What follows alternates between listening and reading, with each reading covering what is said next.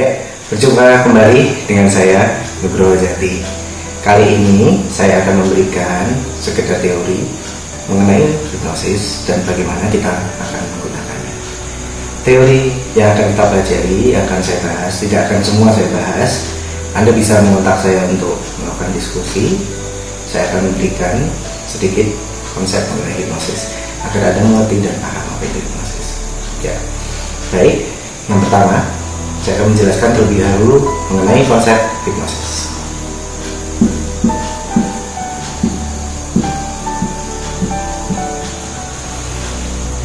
Ya, hipnosis. Apa itu hipnosis? Seringkali pertanyaan itu muncul ketika kita tertarik melihat di acara-acara di televisi ataupun mendengar bahwa si A di hipnoterapi, si B di hipnoterapi, hanya dengan 3 jam saja dia bisa sembuh, dia bisa berubah, dia bisa kurus, bisa dan sebagainya. Ya, hipnosis itu sendiri berasal dari kata hipnos atau disebut dengan dewa tidur. Pada zaman dahulu memang hipnosis pertama kali ditemukan oleh Dr. James Braid. Beliau memberi nama hipnosis karena fenomena tertentu ditemukan pada orang dengan kondisi seperti tertidur. Hipnosis itu sendiri sebetulnya tidak tertidur, akan tetapi hipnosis itu sendiri dia adalah sebuah kondisi. Kondisi apa itu? Ya, jadi hipnosis itu dia tidak tidur sekali lagi, walaupun memang pada kenyataan memang tidur. Hipnosis itu sendiri, kondisi hipnosis maksud saya, itu masih sangat aktif. Kesadaran masih bagus. Bahkan jika ingin misalnya seseorang dihipnosis seperti itu ya, ketika dia sudah dihipnosis lalu ternyata kalimat sugesti yang diberikan oleh terapis atau hipnotis gitu ya tidak sesuai dengan keyakinan atau belief daripada subjek klien gitu. Nah, otomatis hal itu masih dapat ditolak ataupun diabaikan karena setiap hipnosis adalah self hipnosis. Ya, kita kembali dulu. Hipnosis itu apa sih sebenarnya? Berdasarkan definisi dari American Psychological Association, beliau dapat Anda akses di web ya, di internet Google, silahkan ketik sendiri. Nah, kalau menurut American Psychological Association, Psychology Association, itu disebutkan bahwa seorang klinikal yang memberikan sugesti kepada pasien, klien gitu, supaya mengalami peningkatan imajinasi, altered imagination. Nah, akan tetapi kalau pada dituntut pada kenyataannya itu memang definisi dari setiap orang atau setiap institusi akan sangat berbeda. Coba Anda tanyakan definisi hipnosis dari 10 kepada 10 orang hipnoterapis. Saya yakin pasti Anda akan mendapatkan 10 jawaban yang berbeda. Oh iya, kita perlu pahami dulu, hipnosis itu merupakan ilmu yang subjektif.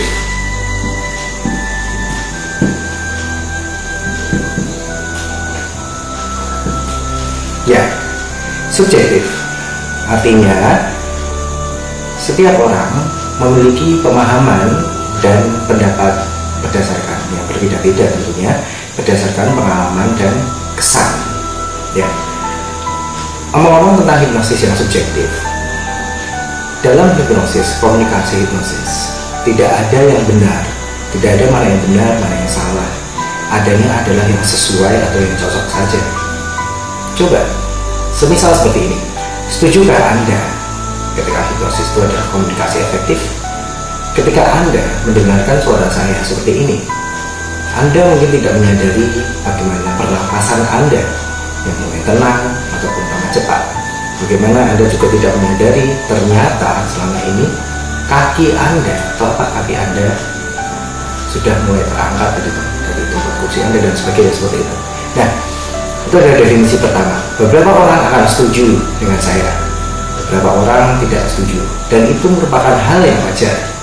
Sekali lagi, itu merupakan hal yang wajar karena hipnosis, sekali lagi, bukanlah untuk diperdebatkan definisinya, akan tetapi disesuaikan atau diadaptasikan. Ya. Oke, selanjutnya, hipnosis sendiri itu kondisi yang seperti apa sih? Ya, mungkin Anda sudah penasaran kan? Nah, seperti yang kita ketahui bahwa hipnosis itu semacam kondisi di mana orang itu tidur. Nah, orang yang tertidur itu tadi sebetulnya dia sedang tidak tidur, akan tetapi dia hampir tidur. Bisa dikatakan hampir tidur. Dia di kondisi di mana gelombang otak seperti itu ya. Maksud saya, otak kita, otak manusia itu ketika aktif seperti ini, dia karena terdapat aktivitas gelombang otak di sini. Ya, aktivitas gelombang yang tinggi menandakan aktif, sedangkan aktivitas yang rendah, frekuensi yang rendah mengatakan aktivitas otak yang semakin rendah. Nah, pada orang yang dihipnosis, aktivitas gelombang otak itu relatif lebih rendah. Karena apa? Karena contohnya berhipnosis makanya seringkali dengan relax ya, identik dengan kata relax. Yang tujuan dari relax itu adalah menurunkan gelombang otak. Ketika gelombang otak sudah turun dalam tahap tertentu, frekuensi tertentu, maka beberapa fenomena-fenomena tertentu akan muncul. Itulah yang mendasari awal hipnosis. Nama hipnosis itu menjadi. Awalnya Dr. James Braid melihat fenomena bahwa orang yang menggunakan magnetism, yaitu dengan atau mesmer seperti itu ya, dulu nanti silahkan dicari sendiri sejarahnya. Tapi jelas intinya waktu itu James Braid memang tertarik dengan fenomena magnetism dan lebih tertarik ke arah bagaimana manusia itu memunculkan fenomena-fenomena tertentu di kondisi tertentu. Ya. Fenomena itu terdiri dari 3 yang utama. Yang pertama adalah peningkatan imajinasi. Ya, Dr. James Braid menemukan bahwa orang yang dihipnosis seperti itu ya, diberi sugesti, diberi kata-kata, tutup mata dan rileks dan sebagainya, ternyata pada tatanan level tertentu, kondisi tertentu membuat imajinasi yang tidak sewajarnya atau di luar akal sehat, bisa dikatakan seperti itu. Ya, sebenarnya itu semua adalah peningkatan kreativitas atau peningkatan imajinasi dari subjek atau klien. Ya, yang kedua adalah glove anestesi. Anestesi atau disebut juga mati rasa. Nah, kondisi orang pada kondisi tertentu gitu ya, itu nanti akan mampu menghadirkan, memunculkan sensasi anestesi yang sebetulnya setelah diteliti, anestesi itu berbeda sekali, bukan tidak ada hubungannya dengan pelepasan endorfin seperti itu. Endorfin ya seperti kita tahu, silahkan cari sendiri, tidak ada hubungannya ternyata. Memang yang terjadi bukanlah seperti pemberian obat-obatan anestesi seperti itu, tidak, tetapi lebih ke arah pergeseran sensasi. Jadi perubahan sensasi, sugesti. Jadi melalui sugesti dia mencerna melalui jalur tertentu juga mengakibatkan perubahan sensasi. Ya. Terus yang ketiga juga ada fenomena yang disebut dengan digit katalepsi atau kaku seluruh tubuh. Contohnya sederhananya seperti ini. Ketika pernahkah Anda merasa kaku atau merasa seperti apa itu, terdiam seperti itu ya, terpana gitu ya, saat Anda melihat, mungkin katakanlah orang yang Anda kagumi atau mungkin seseorang yang Anda cintai ataupun yang Anda banggakan gitu ya. Nah, ketika fenomena tersebut Anda juga akan merasakan kaku tentunya. Kalau Anda tidak percaya, sekarang coba nanti Anda silahkan lakukan bimbingan kepada teman Anda, rekan Anda gitu ya. Rekan Anda nanti diminta untuk memperhatikan salah satu objek, suruh fokus ke situ, benar-benar fokus ya. Kalau benar-benar fokus, biasanya nanti beberapa orang tertentu dia akan mampu memasuki kondisi hipnosis dengan cepat. Artinya gelombang otaknya akan pas dengan cepat ya. Misalnya dia terlalu fokus dengan satu hal seperti itu, biasanya akan ada muncul fenomena yang pertama, imajinasi, di mana dia terjadi peningkatan imajinasi tadi. Yang kedua yaitu fenomena ini anestesi, ya, anestesinya tadi ya. Ya, dari fenomena anestesi itu juga ada fenomena sirkulasi, yaitu fenomena kaku. Kalau paling tidak, kalau tidak kaku, lebih cenderung susah untuk digerakkan, atau bisa jadi malah lemas sekali, ya. Oke, yang perlu kita perhatikan dalam hipnosis ini sebetulnya ada 3. Jika kita mau mempelajari hipnosis, itu yang pertama adalah hipnotis. Ya, hipnotis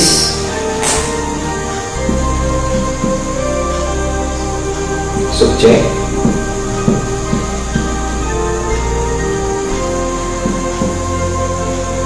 bahasa atau simbol. Ya, ketika kita ingin mempelajari hipnosis, kita harus mempelajari dan mengembangkan dari aspek 3 ini. Yang pertama mengenai hipnotis. Apa itu hipnotis? Hipnotis itu adalah orang yang melakukan hipnosis. Semisal ketika saya mensugesti Anda, ketika Anda mensugesti orang lain, nah seperti itu disebut dengan hipnotis. Sedangkan orang yang dihipnotis itu disebut dengan subjek. Nah, kenapa disebut dengan subjek? Cukup menarik. Kenapa disebut dengan subjek, tidak disebut dengan objek? Karena kan umumnya harusnya objek ya. Tetapi ini disebut dengan subjek. Karena apa? Setiap sugesti yang kita berikan itu bukan terus langsung kita mengontrol pikiran dari subjek, tetapi dialah yang menciptakan sendiri. Kita hanya memancing saja. Contohnya, jika saya sekarang Anda boleh membayangkan tentang gajah kuning berekor 5, ya. Ketika Anda membayangkan gajah kuning berekor 5, akankah saya tahu apa yang Anda bayangkan? Tentu tidak. Ataupun Anda ketika berbicara dengan orang lain, apakah Anda tahu bayangan apa yang ada di dalam imajinasi dari seseorang? Apakah Anda tahu? Tidak. Tetapi Anda mampu mengamati respon dari sasaran komunikasi Anda, feedbacknya, responnya, perilakunya, ya. Itulah yang disebut dengan subjek. Ya. Kembali lagi, yang ketiga adalah bahasa atau simbol. Dalam hipnosis kita tidak terbatas menggunakan bahasa yang kita sering gunakan. Waktu dulu waktu pertama kali masih dalam bayi gitu, balita ya, kita belajar simbol bahasa. Yang pertama adalah kita mulai dari huruf seperti ini, huruf B, terus kita A, kita mulai bisa membaca B, H, terus kita S, A ya. Prosesnya seperti itu. Nah, kita mempelajari bahasa mulai dari tatanan dari perkata.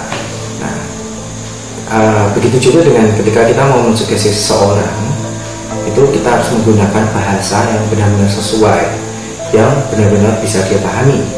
Semisal, ketika saya menginginkan bahwa mulai sekarang kamu akan terus melihat video-video saya, ataupun mulai sekarang dan seterusnya Anda akan terhipnosis untuk melihat video-video koleksi saya, ataupun berdiskusi dengan saya jauh lebih interest lagi dan mengembangkan hipnosis untuk kepentingan ilmu pengetahuan, mungkin seperti itu. Ketika saya mensugestikan seperti ini, apakah Anda sendiri langsung mengerti, langsung memahami apa maksud saya? Apakah Anda mengerti? Ya, belum tentu. Jawabannya belum tentu. Ya, karena apa? Apa yang Anda tangkap itulah yang Anda pilih sebetulnya.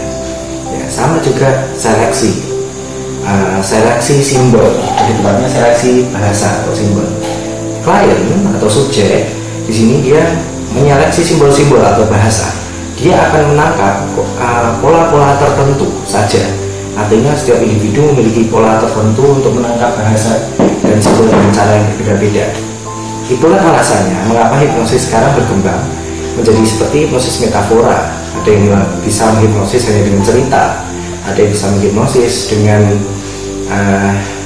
dengan sebuah memetik. Memetik itu seperti gerakan-gerakan aneh atau pola-pola tertentu, ya, karena simbol atau bahasa yang digunakan itu sesuai atau cocok dengan subjek klien. Ya, Selain itu juga otomatis kita sekarang tahu kan bahwa hipnotis, subjek dan bahasa atau simbol itulah yang harus banyak kita pelajari dan kita kembangkan. Ya, oke. Sekarang kita mulai dulu dari materi hipnotis. Ya, untuk menjadi seorang hipnotis, yang pertama Anda butuhkan adalah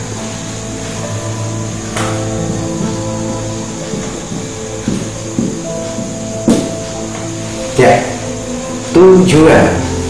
Saya lihat di sini ya. Tujuan. Ya.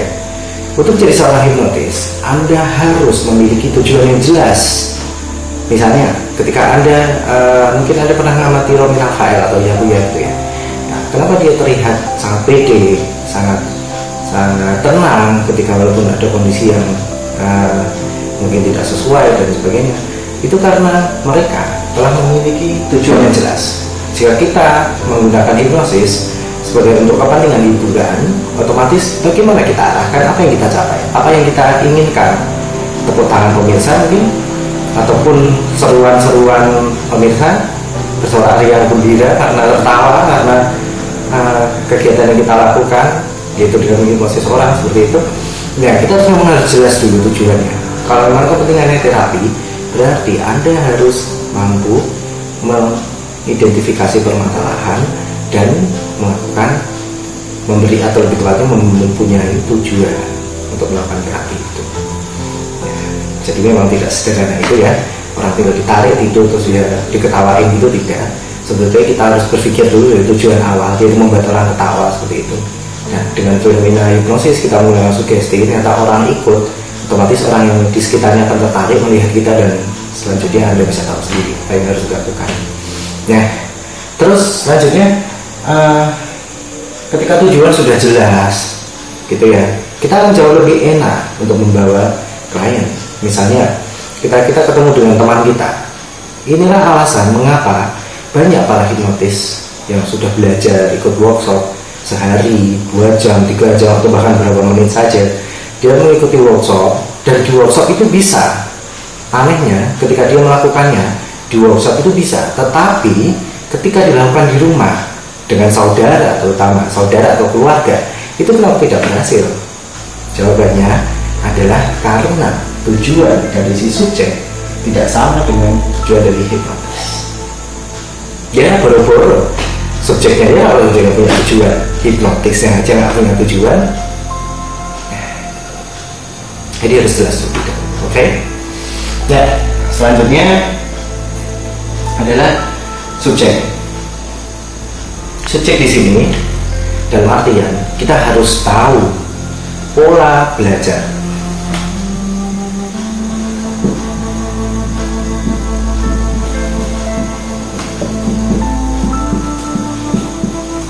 Ya, pola itu penting sekali. Pola, kenapa kok penting? Karena pola itu sendiri, setiap manusia, setiap individu memiliki pola yang berbeda-beda, baik dalam belajar, menyikapi emosi, dan bertingkah laku. Ketika Anda tahu bagaimana situasional kondisi dari klien, subjek atau subjek sasaran Anda mengetahui nilai-nilai kepercayaan, terus ataupun bagaimana cara dia belajar dengan cepat seperti itu, Anda akan jauh lebih mudah untuk menetapkan tujuan dari Anda. Bagaimana Anda bermain, bagaimana Anda akan mengambil peluang dari sana sini, itu berdasarkan pola belajar. Ya, untuk lebih lengkapnya nanti silahkan kita berdiskusi. Saya hanya akan mereview di sini ya. Terus untuk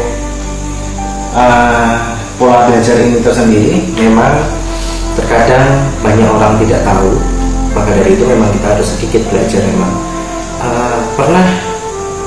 Pernahkah Anda mungkin mengikuti hipnosis, pelatihan hipnosis atau hipnoterapis di internasional mungkin ya? Mungkin beberapa dari institusi akan merekomendasikan Anda untuk kembali ke negara Anda, kembali ke orang-orang sekitar Anda, mempelajari pola perilaku dari orang-orang sekitar Anda, daripada Anda pergi keliling dunia. Karena apa? Kebudayaan setempat itu sangat akan mempengaruhi pola belajar dari individu. Ada yang mungkin pemahaman tentang hipnosis itu masih takut gitu ya, takut, terus ada yang kondisinya sudah biasa saja atau sudah teredukasi dengan baik. Nah, itu sangat penting sekali untuk Anda ketahui. Jadi itulah juga salah satu alasan mengapa orang keluarga seperti itu ya, orang keluarga Anda sendiri ataupun rekan Anda gitu, ketika dia melakukan hipnosis, dia tidak paham. Kenapa? Karena dia tidak tahu hipnosis itu apa dan harus bagaimana. Maka dari itu kita harus mencontohkan, diajarkan. Nah, itulah yang terjadi juga pada saat kita ingin melakukan hipnosis seperti video-video saya yang lainnya, bahwasanya di awal harus sudah diedukasi terlebih dahulu, dan pada kesempatan selanjutnya baru bisa bahkan ditarik dengan simbol yang apapun bisa mudah untuk masuk dalam kondisi hipnosis ya. Itu untuk subjek dengan pola belajarnya ya. Selanjutnya yang ketiga adalah bahasa atau simbol. Sederhana saja ya, untuk bahasa dan simbol di sini lebih tepatnya you know me, I know you, we understand, oh, it's okay. Artinya apa? Ketika kita, yang penting inti dari hipnosis, mau Anda mau ngomong 1000 kata, mau Anda hanya ngomong 1 kata, jika klien sudah paham, itu tidak masalah. Jadi menurut saya secara pribadi tidak ada hipnotis yang salah, tidak ada hipnotis yang benar seperti itu ya. Dia menggunakan kalimatnya kok banyak sekali, tidak efektif gitu, banyak, oh tidak. Kalimat yang banyak otomatis akan chance untuk kesempatan untuk diterimanya juga jauh lebih banyak kan. Kalau dia terlalu sedikit juga yang diterima juga terlalu sedikit. Nah, tetapi bahasa itu kata kuncinya bukan di banyak atau sedikitnya. Bahasa di sini saya mau membaginya.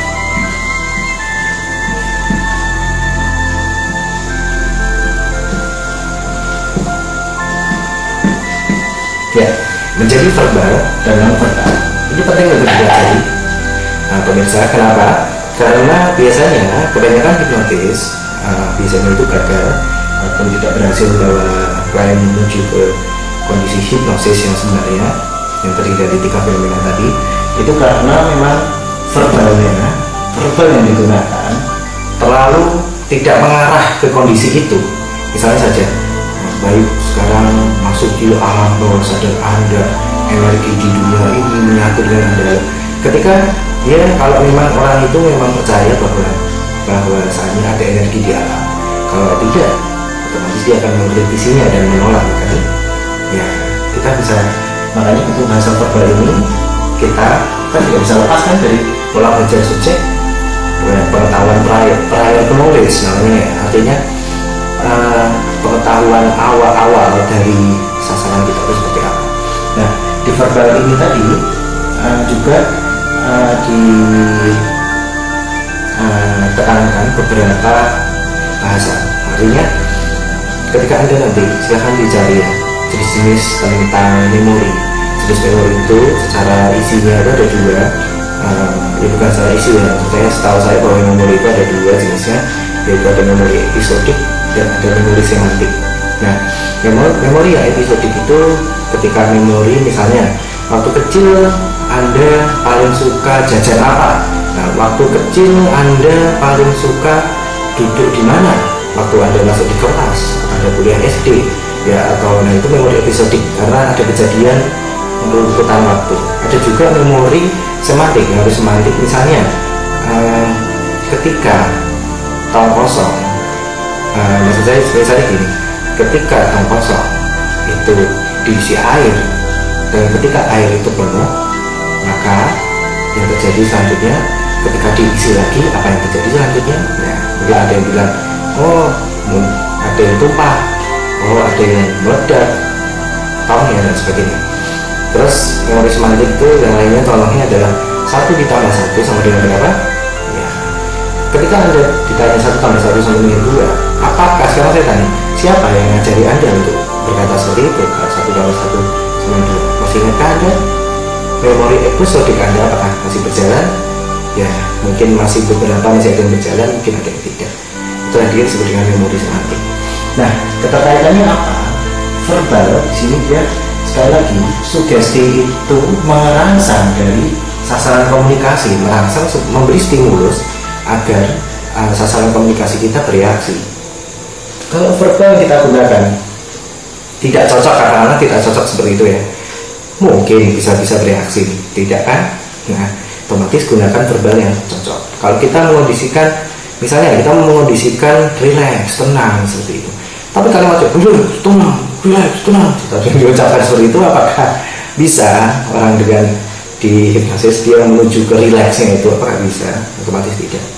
Nah, misalnya ketika bayangkan Anda akan mendapati secercah cahaya yang hangat di seluruh tubuh Anda, misalnya seperti itu. Ketika Anda mengatakannya, bayangkan Anda di depan ada cahaya yang ya, misalnya Anda mengucapkan seperti itu, apakah akan diterima oleh kalian dengan baik? Anda sendiri pun juga ketika diberi sugesti seperti itu, apakah bisa menerima? Juga tidak kan? Ya, makanya hati-hati dengan dalam pemilihan verbal. Ya, untuk lebih lengkapnya nanti silahkan kembangkan sendiri ya. Terus untuk yang selanjutnya non verbal.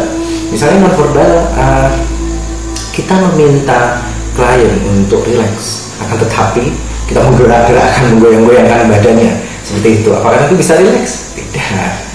Terus ya, ketika kita mantap dengan tujuan yang jelas seperti itu, harus kita yakin, tapi ternyata kita masih gemetaran, kita bolak-balik sana sini, tidak tenang, tidak dan sebagainya. Apakah nanti dibaca bahwa kita akan bersama-sama, klien akan membaca kita akan bersama-sama ke dalam kondisi yang tenang, rileks, nyaman seperti itu? Apakah bisa seperti itu? Enggak. Otomatis hati-hati dengan non-verbal Anda, atau non-verbal di sekitar Anda ya, itu penting sekali untuk diperhatikan ya. Oke, mungkin itu dulu dari saya. Untuk di kesempatan lain kita akan bahas lagi hipnosis, untuk bagaimana hipnosis itu nanti aplikasinya dan sebagainya, nanti kita lihat saja di video-video yang lainnya. Oke, cukup sekian dari saya. Terima kasih atas perhatiannya.